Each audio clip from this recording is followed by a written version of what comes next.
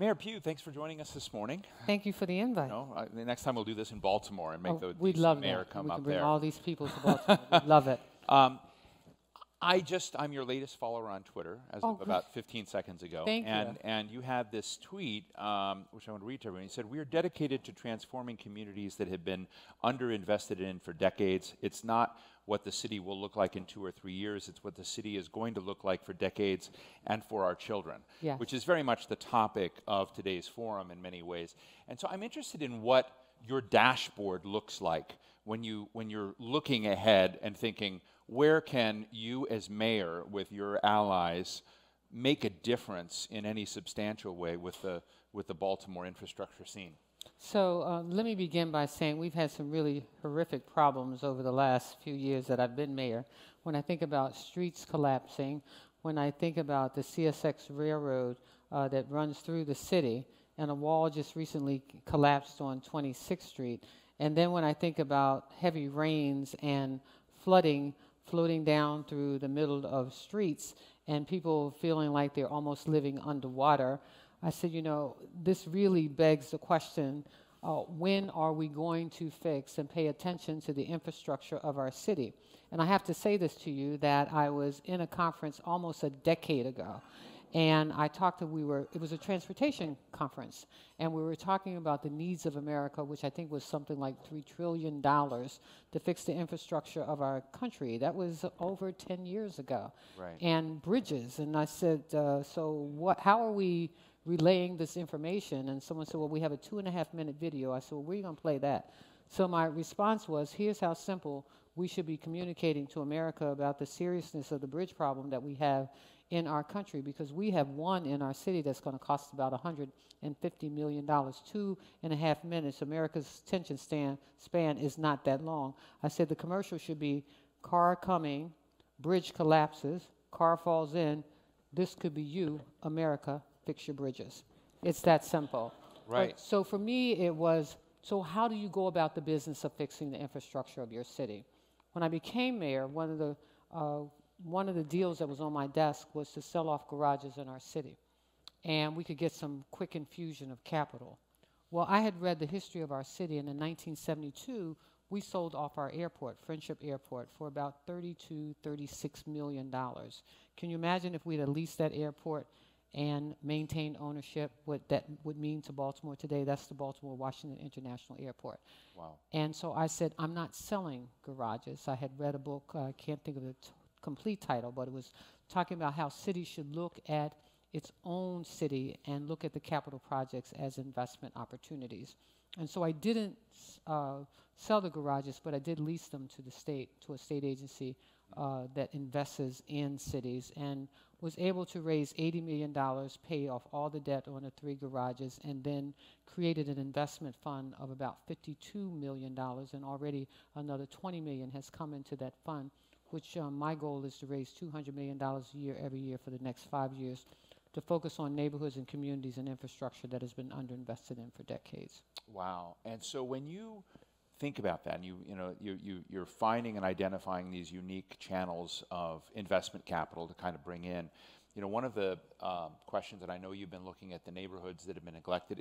The Atlantic, you may know, and absolutely. I know we did an article on the 20-year life expectancy disparity between different parts of Baltimore, which was a staggering reality. How can you, as you think about mayor, use these infrastructure choices to sort of bring the soul of an inclusive soul back to a city when, I've talked to Anthony Fox, I've talked to many other mayors out there that said so many infrastructure decisions of the past brought a bias, a bigotry, a division in communities, didn't bring them together. So how do you undo the bad stuff and promote the right stuff? So if you come to Baltimore, you would see cranes up all over the place, especially in the downtown areas, in the Camdens and the Cantons and the Federal Hills, because it is one of the top 8 cities that millennials want to move into. But if you migrate out to some of the outer neighborhoods, like Park Heights or Sandtown, you don't see those same cranes. So but you do have some strengths, like you have Druid Hill Park, or you have the Pimlico Racetrack. and you have all of these parks and waterways. And so there are opportunities for investment. It is a way to look at those areas and say, how do you build off the strength of what others would consider to be weakness? For example, we get slots impact money in the Park Heights corridor, even though slots don't exist there. But it is an area that has a horrific number of boarded up houses. We've already torn down something like 60 acres of boarded up houses in that community. No library exists in that area, so we're building a brand new library in that area. We put out 17 RFPs, and we've had double responses to every one of them because we've created our own investment fund, and because we've identified, based on some of the strengths, we brought back in my last 2 years of in the Senate $1.2 billion to build new schools in the city, which again were in some of these depressed neighborhoods, which gave us an opportunity to look at those neighborhoods where boarded up houses were and say, okay, how do we attract investment to this area? So one of the things that we were able to do is lay the foundation. Brand new school, Pimlico Elementary Middle School, directly across the street from boarded up houses. So we laid the foundation, our city's housing department, and then we're able to attract investors to that area to repair those boarded up homes, and then provided grant money to the other folks who were living in that neighborhood to repair. People need to see change. Right. And so where I'm focused is on the corridors of the city that are very visible, Park Heights being a very visible corridor, leading into Druid Heights, another area, very visible, and then looking at Monroe, looking at North Avenue from Hilton to Milton. How do you bring that investment? And if you are coming to Baltimore now, you will see that kind of investment taking place. And my goal is to link those communities and, again, to continue to reduce the boarded up houses in the city. Let me read another tweet that impressed me that you had out there, and it's about President Bush. You said, President George H.W. Bush represented a period in our political life when differences of opinion and approach did not result in acrimony, insult, and division. His life of public service was filled by deep love for our country and desire to make a positive difference. So that brings me to your relationship with Governor Hogan. Yes. How is that going? Well, it is going quite well. We just had a recent election, and people know I am a Democrat, and so I act like all Democrats do, but I do understand the relationship and the importance. See, what folks don't remember, or some people don't know, is that I was the majority leader of the Senate of Maryland, and President Miller would say that Catherine didn't get to be the majority leader of the Senate because she just worked with Democrats. She worked with Republicans. My best friend in the Senate happens to be the Harford County executive. We sat on the same committees together.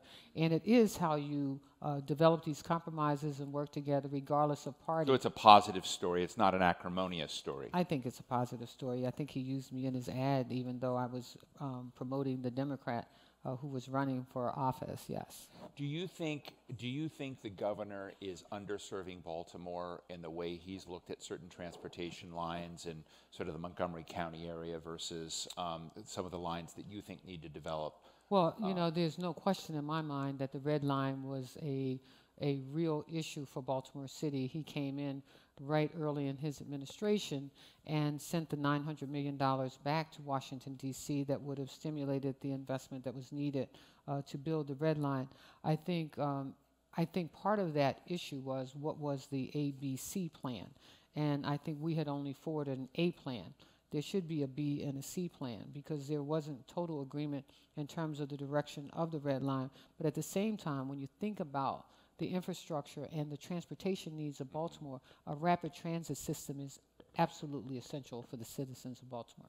You know, I don't know if you've read Mick Cornett's book. It's about sort of the rise of the mid-city, the middle-level city. And Mick is, for those of you who don't know, is a former mayor of Oklahoma City, just ran on the GOP side, lost the governor race. But the book is very interesting because he basically says America's mega cities are actually getting smaller, and America's mid-level cities, of which Baltimore is, are becoming more dynamic. They're growing. I'm intrigued. I did not know about millennials finding Baltimore such a great place to move to. But the question is, I'm interested in how you see the secret sauce of Baltimore. Well, so in Oklahoma City, he's sort of looking at walkability and all sorts of other dimensions there. But what are the things that you think are the secret sauce of Baltimore that makes it hip and cool, and why millennials want to live there? I think Michelle Pochou, our director of transportation, would say part of it is the 125 miles of bike lanes that we're building in our city.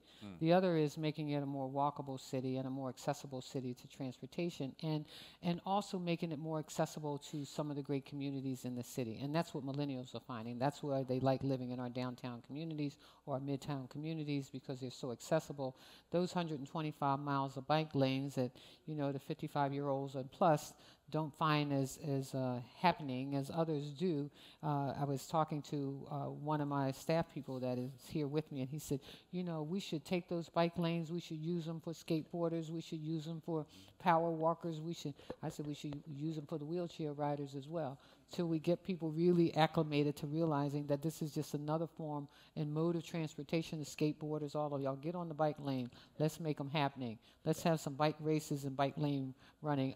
I think that's what really enhances urban cities, because people want to be near they want to be near entertainment. They want to be able to walk to the grocery store.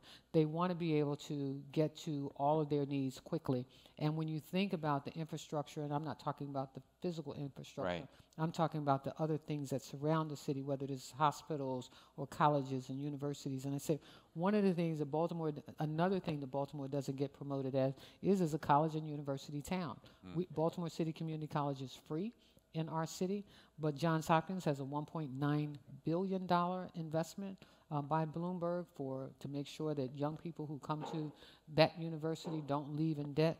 Morgan State University, another $5 million endowment for young people to go to college. So we're also going to become, we call the cybersecurity of the East Coast, because of where we're located, because of what's happening at Port Covington with the 13 cybersecurity companies that have already moved there. And that's why that Hanover Street Bridge is really important to us. That's a $150 million investment that needs to take place, because it's right there between Port Covington and 95 and will enhance. Is Johns Hopkins a good partner for you? Johns Hopkins is an excellent partner. Really, they're not just a high wall. I mean, I have to tell you, that we did a forum not too long ago in Baltimore, had faculty members from Johns Hopkins who were saying themselves that they were failing in doing some of the things that they should do in outreach in the community, being more that's a reservoir of excellence, but that they hadn't done as much as they should. So that's from them, and I'm just interested in whether you see that they should be doing more than they're doing. They've been an excellent partner for me, and of course everybody can, and I tell people this is all in. Everybody can do more, but I can tell you between Bloomberg and Johns Hopkins and their interaction with me as mayor in our communities. I remember going into, we have this committee called the Greater Baltimore Committee, and so the executive committee called me in. They wanted to have a conversation with me about crime and how I needed to be focused and what I needed to be doing and how I needed to be doing it, and I needed to get on it, and I needed to get on it now. And so let's begin our conversation, and let's see, how do we begin? I said, well, why don't I begin? So I can tell you where we are, how we got there, and where we need to be. And at the end of it, I have an ask. My ask was for $10 million. Johns Hopkins would put the first $2 million in, and BG&E the other $2 million. And I had $6 million before I walked out the door, and $10 million before the end of the week. So they've been a grand partner in terms of helping lead the conversations around transformation of Baltimore City. You had a shared bike program that I understand the plug has been pulled on that. Yes. What's that story? Is it can you get Bird and scooters we've and got others to come in? We've got all of that.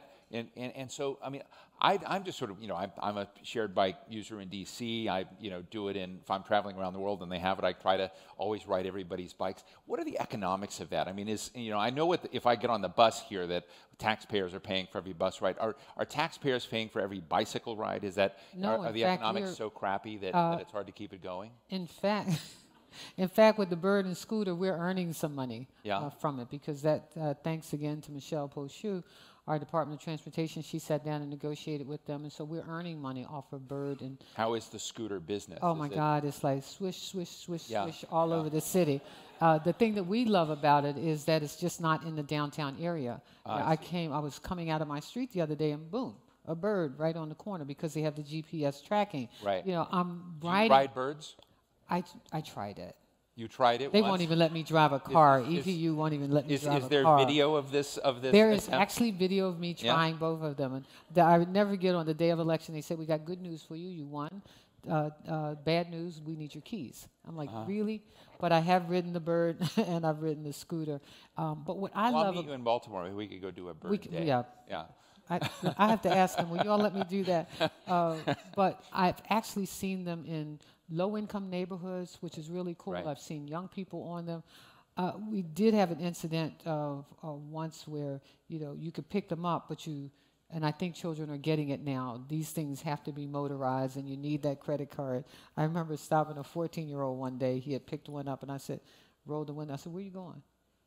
And he looked at me. He says, I'm taking it back right now. I said, take it back now. And he ran and just laid it back down. Yeah, that is really catching on. Again, I think those bike lanes are going to be helpful to those who are scootering, birding all over the city. So about the shared bike program that So the that shared fell bike apart, program, yeah. the shared bike program kind of fell apart.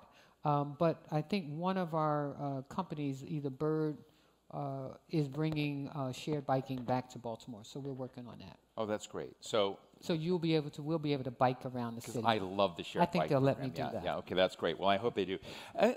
Before we go to the audience with you, I just want to come back at this thing because Richard Florida's written about the creative class, what happens the city, and just when you think about infrastructure choices and decisions, where freeways go, where and you think about the future of mobility, I'm just interested in the soul of a city and how do you make the soul of a city healthy, and just as best you can in the 2 or 3 things you can push, how can you make the soul of Baltimore much healthier via some of the infrastructure choices you have than it has been? I think the electric cars are important as well. I mean, we've seen the electric car stations now.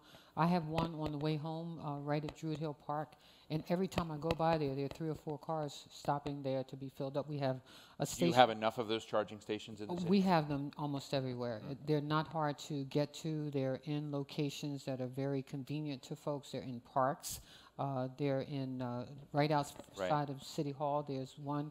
They're in garages, and so I think that's part of the greening of America is important, and so we feel like that. The bike lanes, the 125-mile bike lanes that we'll be building, making walking more accessible and making transportation more accessible. We still have an issue around that last mile. To companies and corporations in our surrounding jurisdictions, which is why I'm really grateful for the partnerships that I'm having with our newly elected county executives. I hosted them all, believe it or not. I don't cook, but I did host them all at my house right after the election, and took them all to the football game, and go Ravens. Go Ravens. And so I've got some great partnerships and real good relationship, of course, in the House and the Senate as well. Fascinating. Let me go to all of you. Questions, comments from the floor? Otherwise, I'll pick on someone. Yeah, right here in front. Yeah, John Wetmore with pedestrians.org. Does the city of Baltimore have a pedestrian plan? Yes, we do. We have a complete streets plan. Total complete streets plan. What does that mean? That means making the city available for walkers, bikers, everybody, looking at all of our streets. We have a whole 5-year plan in terms of how we lay out our streets.